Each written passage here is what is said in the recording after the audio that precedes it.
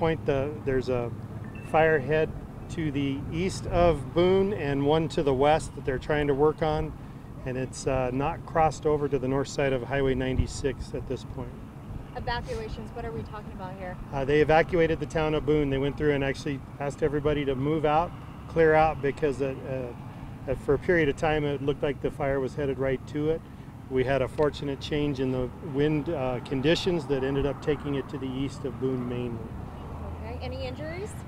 At this point we don't have any notification of any injuries going on.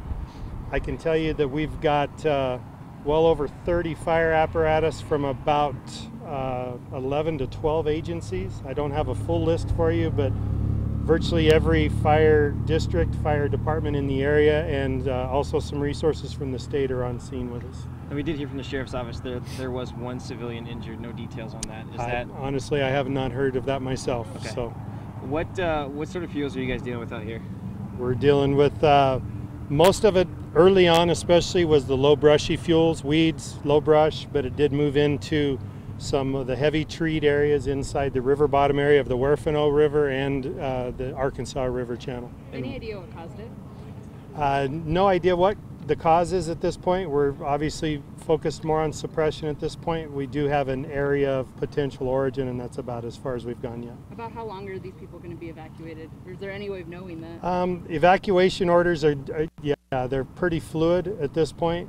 We definitely keep that in mind. We want to get people back in their homes as soon as possible, and hopefully we'll have some good news later, and we're going to be at the mercy of the wind conditions at this point. So with two heads to this fire, what is what's the kind of plan of attack right now?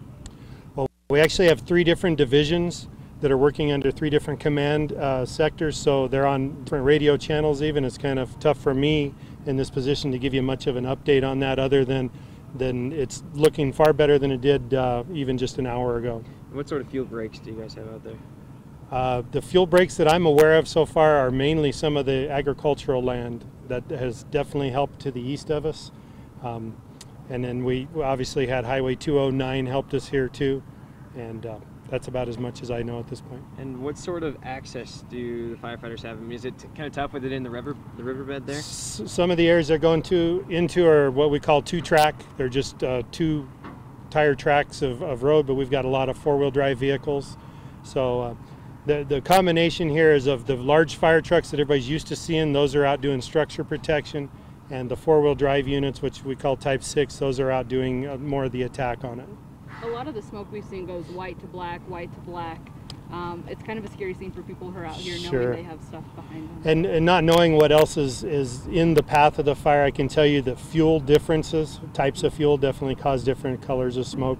We've seen a variety today, that is true. Today being a high fire danger day, were your guys just waiting, knowing that something like this could happen? All our fire agencies in this part of the state, as a matter of fact, have been on high alert. We knew this was coming. The potential today, the risk was extremely high. I'd like to remind everybody, be cautious with everything you do. Something as simple as a chain on a trailer behind a vehicle can start a fire when it's sparking on the road. Cigarettes are of obvious concern, so be very, very cautious today. And then again, how long are those evacuations going to be in place? At this point, there's no end time for the evacuation. We'll get it open and cleared as soon as we can. My guess is it's going to be a while longer. I know there's a center at County High School for anybody that's headed this way that needs a place to stay in the meantime. They can go to County High School, and then we have some resources heading this way to help rejuvenate our crews as well. Is it still the 229 homes? That's unknown to me. That sounds about right to me, though. Okay. Yeah.